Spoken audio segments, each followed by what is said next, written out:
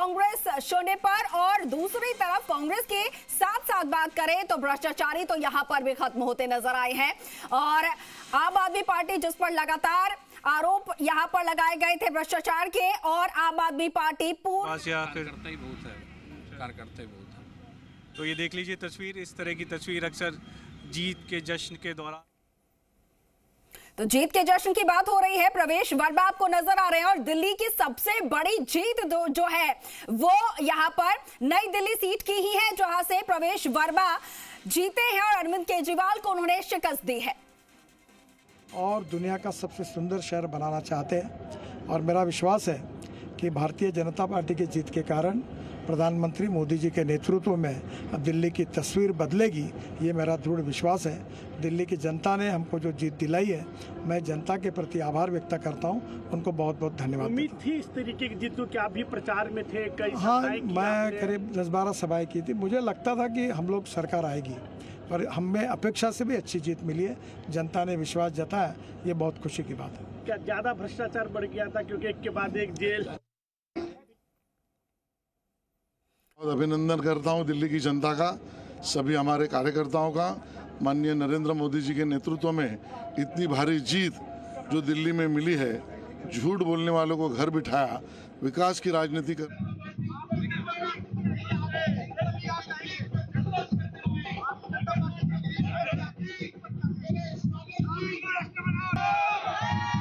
Bharatiya Janata party की जीत, भाजपा की जीत, प्रधानमंत्री नरेंद्र मोदी जी ने जो देश को विकास का मॉडल ऑफ गवर्नेंस दिया है, जो सुशासन से भारत आज विकसित भारत बनने के लिए तेज गति से आगे बढ़ रहा है, जो दिल्ली के लोगों ने गत 10 वर्षों में भ्रष्टाचार, अराजकता और विकास से वंचित रहने का दुख देखा है, उसके सामने प्रधानमंत्री मोदी जी ने जो देश को एक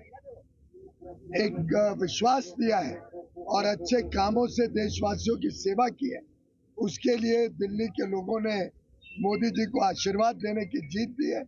जैसे केंद्र में तीसरी बार, महाराष्ट्र और हरियाणा में तीसरी बार प्रचंड बहुमत मिली। अब दिल्ली के लोग विकास चाहते हैं, दिल्ली के लोग सुशासन चाहते हैं, डबल इंजन सरकार, तो मोदी जी के मार्गदर्शन में तरीके से मुद्दे उठाए हैं, चाहे वो महिला का मुद्दा हो, चाहे वो सफाई का मुद्दा हो। दिल्ली सरकार, जो दिल्ली सरकार थी, उसके खिलाफ क्या कहेंगी सबसे पहले आप ये नतीजे देखकर?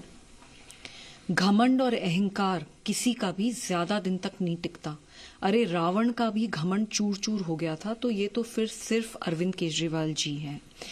अगर इतिहास हम देखें तो वो गवाह है कि अगर कभी भी किसी भी महिला के खिलाफ कुछ गलत हुआ है तो भगवान ने उन गलत करने वाले लोगों को दंड दिया है।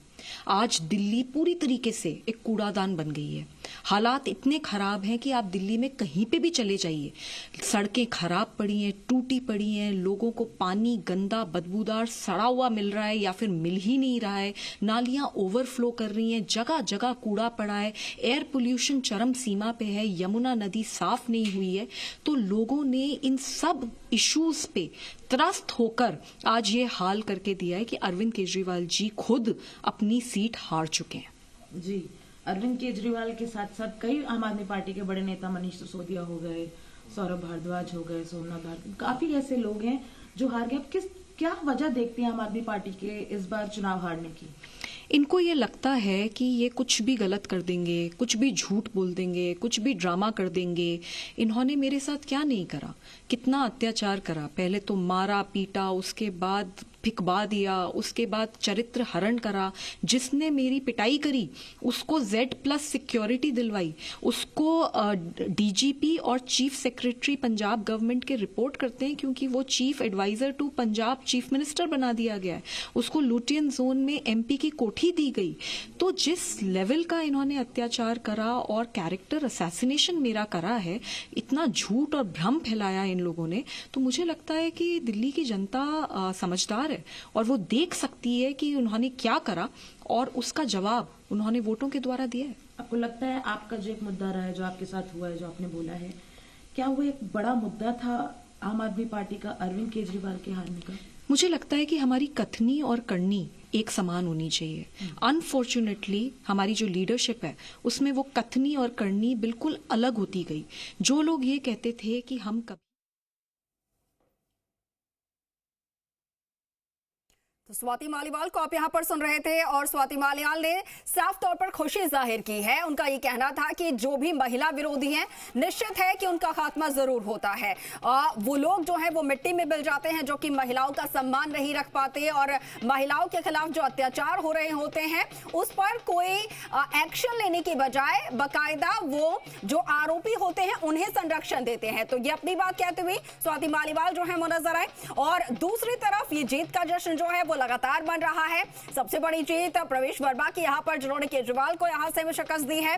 और केजरीवाल के साथ साथ आम आदमी पार्टी के कई बड़े चेहरे जो कि हार चुके हैं, इनमें सौरभ भारद्वाज है, इनमें आपको बता दें कि यहाँ पर कई ऐसे लीडर्स जो हैं वो सामने आए हैं जो कि इस वक्त हार चुके हैं। चाहे सिसोदिया की बात करें, सत्येंद्र जैन की बात करें, सौरभ भारद्वाज की बात करें, सिर्फ एक नाम यहाँ पर ऐसा है बड़े चारों में जो नजर आ रहा है आम आदमी पार्टी की तरफ से, आतिशी, जो कि फिलहाल सिटिंग सीएम है। यहाँ से सिर्फ आतिशी जो है वो जीत दर्ज कर पाई है। लेकिन इसके अलावा आम आदमी पार्टी के जितने बड़े लीडर्स हैं, जितने बड़े चेहरे हैं, उन सभी को हार का चेहरा जो है वो देखने को मिला है।